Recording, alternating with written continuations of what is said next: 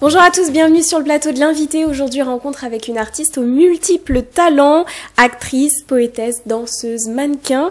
Laura Rusinska est avec nous. Bonjour Laura. Bonjour. Alors déjà, avant toute chose, de quelle origine êtes-vous? Alors je suis polonaise, mais du côté de ma mère, j'ai des origines russes, et du côté de mon père, des origines allemandes. D'accord, une artiste de l'Est, donc. Voilà, tout à fait. Et donc vous vivez en France maintenant? Oui, tout à fait. Et vous avez grandi donc en Pologne, en Allemagne, comment ça se passe? J'ai grandi en fait entre la France et la Pologne. D'accord, très bien. Et à quel âge vous êtes arrivée donc à Paris, en France? Alors en fait, je suis née dans un hôpital pour les sans-papiers, parce que c'était le communisme, et venant d'une famille d'aristocrates et d'intellectuels et d'artistes, mes parents étaient fichés. Donc en fait, on a pu revenir en Pologne dans les années 88, et à ce moment-là, j'ai fait une partie de mon enfance, mon adolescence à Varsovie. Je suis ensuite revenue de manière beaucoup plus stable à Paris. Alors, je l'ai dit, vous êtes comédienne, poétesse, danseuse. Alors, on va revenir un petit peu sur votre parcours, mais lequel vous prend le plus de temps? Alors, je dirais, poétesse me prend moins de temps puisque c'est l'inspiration. Donc, j'écris par exemple quand je suis dans la rue, dans un parc, dans le métro. Mais ça prend plus de temps pour conceptualiser les choses après en définitif. Ensuite, comédienne, ça dépend des périodes, hein. Il y a des moments où je suis en répétition intensive et puis sur scène. Et puis, danseuse, ça dépend des spectacles qui sont demandés. C'est-à-dire que là, je suis bientôt sur un spectacle cabaret, meneuse de revue. Donc là, j'ai besoin de beaucoup d'entraînement. Et puis après, je serai sur ce spectacle. Et ensuite, je suis également mannequin. Donc ça, c'est plus pour des publications. Et ça dépend aussi des périodes. Par exemple, de septembre à novembre, j'étais beaucoup au théâtre. Je travaille beaucoup en tant que comédienne. Là, décembre, janvier, ce sera beaucoup pour des photos, des shows, etc. Alors, au niveau comédie, vous avez touché à pas mal de choses, que ce soit le théâtre, le cinéma, l'audiovisuel. Est-ce que vous vous souvenez de votre première expérience? De ma première expérience? De votre premier rôle? De mon premier rôle, oui, je me souviens très bien. Alors avant d'avoir, je dirais, un parcours professionnel, bien que je n'aime pas tellement ce mot, puisque je ne sais pas trop ce que ça veut dire dans la tête des gens, j'ai eu un parcours en tant que comédienne, petite fille en fait, hein.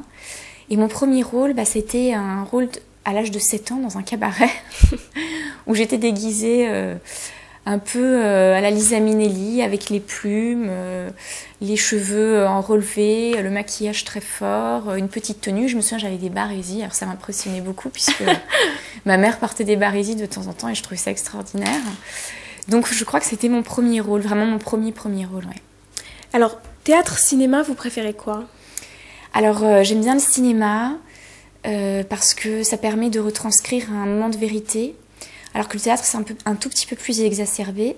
Mais je crois que je préfère le théâtre par le contact avec le public et l'énergie que ça génère sur scène et avec le public. Parce que l'objectif, en fait, au théâtre, que ce soit sur des pièces classiques ou alors, classiques contemporaines, ou alors sur des spectacles plutôt cabaret, c'est vraiment d'emmener le public vers l'harmonie ultime avec vous. Et ça, c'est quelque chose qui est très excitant et très intéressant, très portant. Je dirais qu'au théâtre, on peut vraiment atteindre l'état de grâce. Au cinéma, c'est un petit peu plus compliqué, à moins que ce soit vraiment sur des scènes très profondes, très recherchées, où il y a vraiment une recherche et une construction du personnage. Ouais. Quel genre de pièce vous aimez jouer? Quel est votre registre? Alors, ce que j'adore jouer, c'est toutes les pièces qui donnent un sens, en fait. Des pièces qui ont une connotation spirituelle, où il y a beaucoup de poésie dans le texte. Par contre, je m'attelle à jouer aussi des pièces comiques, puisque j'estime que le comique peut aussi enrichir un jeu un peu plus dramatique. Mais c'est vrai que le comique n'est pas mon point fort. Hein, je ne suis pas une comédienne de pièces comiques. Mais là, je prépare une pièce comique, par exemple, pour l'année prochaine, et je m'attelle vraiment pour me mettre dedans. Et au cinéma, quel genre de personnage vous avez joué? Alors au cinéma, c'était surtout du cinéma étranger, comme le cinéma franco-italien. Je dirais que j'ai joué tout type de personnages, mais bon, apparemment le réalisateur avec qui je jouais avait une projection de quelqu'un que j'étais pas. Je jouais à ce moment-là des rôles un peu de pétasse, de femmes un peu fatales, de femmes un peu, comment dirait-on, fonctionnant par intérêt. Ouais. Et est-ce que du coup votre talent mannequin, ça n'a pas une influence aussi sur votre talent de comédienne, justement, avec ces genres de rôles-là? On vous colle pas une étiquette? Oui, si, on me colle une étiquette et je suis, je dirais, managée par plusieurs personnes dans les différents domaines, et notamment une personne avec qui je travaille en termes de théâtre et qui essaye de me faire sortir de ça, en essayant de travailler sur des photos, des supports qui soient beaucoup plus recherchés et profonds. J'en ai, hein. Mais c'est vrai qu'au premier abord, c'est vrai que la France est un peu particulière, hein. La France aime bien mettre les gens dans les cases, donc vous êtes blonde, plutôt fine, bon bah ce sera ça, quoi. On s'imagine pas que vous pouvez jouer un capitaine, une vieille dame. C'est différent pour les étrangers, par exemple. Là, j'ai 2 rôles au cinéma pour une production franco-polonaise sur des longs métrages. Et le premier rôle, c'est une femme qui vient pour guérir en fait quelqu'un de proche et qui va passer tout un parcours à Lourdes. Et puis une deuxième femme qui, elle, va être une femme qui est amoureuse et qui va perdre l'homme qu'elle aime. Donc on est sur quelque chose de plus profond. Mais c'est vrai que sur le marché franco-français, où il y a ce truc, on met dans des cases, quoi. Et d'ailleurs, quand vous arrivez à un casting en France, vous êtes maquillé, coiffé, c'est pas normal, quoi. Faudrait qu'on soit tous comme si on se levait le matin, sortis de son lit. Enfin, moi, je sors de mon lit, on me voit comment je suis de mon lit. Je pourrais que d'être comme ça toute la journée, vous voyez. Donc oui, il y a ce côté, ouais, je mets les gens dans des cases, et je pense en effet qu'on me met dans des cases par rapport à ça. Et vous passez beaucoup de castings, vous avez un agent, vous êtes représenté par une agence? Alors, je suis représentée par de nombreuses agences, et j'ai un agent aussi. J'ai un manager, enfin plusieurs managers, mais un notamment pour tout ce qui est théâtre. Et quelle relation vous avez avec eux, avec vos managers? Est-ce que ce sont des personnes qui gèrent beaucoup de comédiens, du coup c'est un peu compliqué, ou c'est vraiment très intime? Alors, mon agent gère beaucoup de comédiens. C'est l'agence ce qui se passe en général. Ouais. Voilà, donc moi, déjà je vais répondre à la première question, c'est que moi j'entretiens un excellent rapport en fait avec tous les gens qui me managent et avec mon agent, parce que j'adore les gens, et pour moi c'est pas des vaches à lait.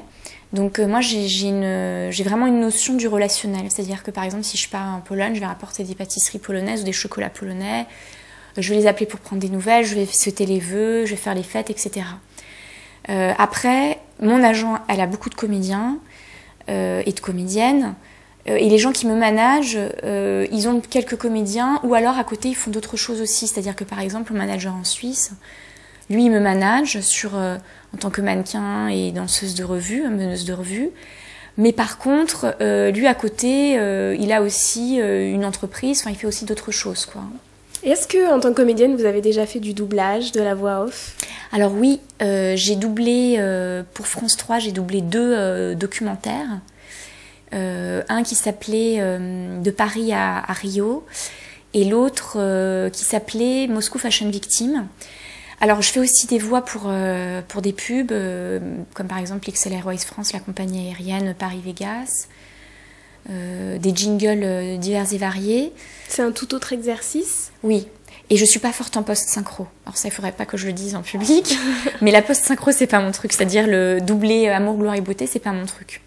Je peux doubler un dessin animé, mais doubler quelque chose de très précis, sachant que déjà de personnalité, je suis pas quelqu'un de très scolaire. Donc la post-synchro, c'est pas mon truc. Le doublage classique, je suis très forte, hein. Je peux doubler un docu de 2 heures, on passe 3 heures en studio, c'est doublé, c'est fait, je peux mettre les différentes intonations et tout. Mais par contre, c'est la post-synchro, non, c'est pas mon truc. Alors on va parler de ce que vous faites en ce moment. Vous avez créé une association qui s'appelle Alliance Connaissance, alors parlez-nous-en. Alors Alliance Connaissance est née de l'idée de 3 femmes. Ma sœur, la femme d'un très bon ami. Donc ma sœur est directrice artistique, la femme de cette très bonne amie, elle s'occupe de tout ce qui est finance, donc elle est directrice financière et sponsorship. Et moi, je suis présidente de cette structure. Alors, la volonté de créer cette association est venue du fait que nous souhaitions faire un pont entre le monde financier, enfin le monde, je dirais, de l'entreprise, du business et l'artistique, en vue d'une redistribution de fonds pour les enfants. Il y a 2 institutions qui sont principalement aujourd'hui concernées, c'est Necker Enfants Malades et l'Hospice des Enfants Malades de Varsovie.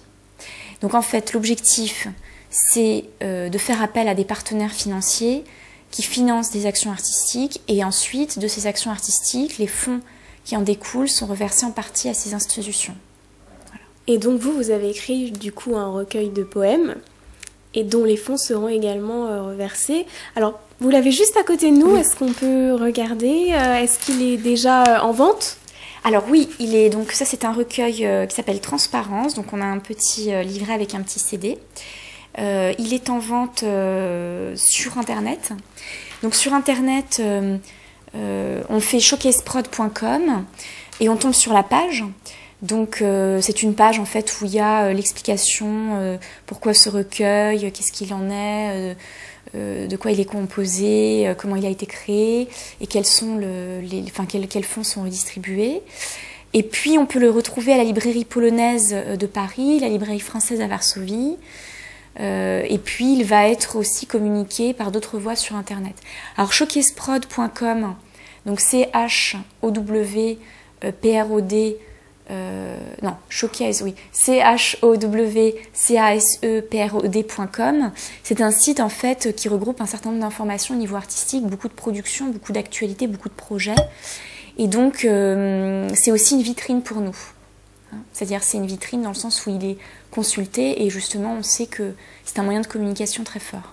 Quels sont les thèmes de vos poèmes? Il y en a combien déjà qu'on peut lire?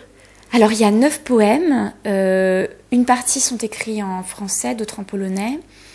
Les thèmes sont très variés. J'ai parlé du racisme, j'ai parlé de l'amour, j'ai parlé de la Pologne, j'ai parlé du rôle de la mère, j'ai parlé de cette étincelle, de cette lumière intérieure qu'on a tous et qui devrait nous combler. Donc j'ai parlé de différents thèmes. Dans mon écriture, je dirais que je suis entre ce qui est spirituel et sensuel. Donc c'est un mélange un peu explosif parce que c'est vrai que dans nos jours, on n'a pas encore testé ce mélange-là. Mais je suis vraiment dans ce mélange-là, spirituel et sensuel. Donc l'écriture, c'est un exercice qui vous plaît? Oui, j'aime beaucoup. J'aime beaucoup parce que pour moi, ça doit sans doute être parce que je suis comédienne, le verbe est créateur. Et il peut être destructeur aussi. Mais par exemple, si on regarde les travaux d'un professeur qui s'appelle le professeur Emoto, qui est un japonais, il a fait des études sur l'impact du verbe, du mot sur l'eau. Et en fait, nous sommes principalement composés d'eau. Et la Terre, l'univers est principalement composé d'eau. Il explique que quand nous utilisons des mots valorisants, la vibration qu'on envoie à l'autre est valorisante, qu'elle soit par l'écriture ou qu'elle soit par la parole. À l'inverse, si par exemple vous avez sans doute rigolé, mais si vous avez une plante chez vous et que vous lui parlez mal, il y a de fortes chances qu'à un moment elle fane. Et comme quand vous parlez mal à un enfant, à quelqu'un. Donc pour moi, l'écriture, c'est quelque chose qui est très important. Le mot et le verbe est très important. Et alors, quels sont vos projets pour cette nouvelle année? Où est-ce qu'on va pouvoir vous retrouver? Alors, pour cette nouvelle année, dans un premier temps, je suis meneuse de revue donc, sur un cabaret pour Genève. Ensuite, j'ai un rôle sur une pièce comique écrite par Patrick Hernandez. Et je prépare parallèlement le titre pour le foot 2012 à Varsovie, donc parce que la Coupe du Monde sera à Varsovie cette année, qui va permettre aussi le passage à l'Euro. On ne sait pas, mais en tout cas, normalement, ça devrait le permettre. Donc ça, c'est les premiers, je dirais, les plus grands projets que j'ai. Après, donc ça, on est vraiment sur du spectacle ou sur de la chanson. Ensuite, des projets qui me tiennent très à cœur et qui sont très importants également. Je suis premier rôle féminin sur 2 longs métrages d'une production polonaise, enfin franco-polonaise, et dont un qui se tournera en février, et donc la première quinzaine de février, et un autre qui se tournera cet été. Voilà. C'est un emploi du temps très chargé.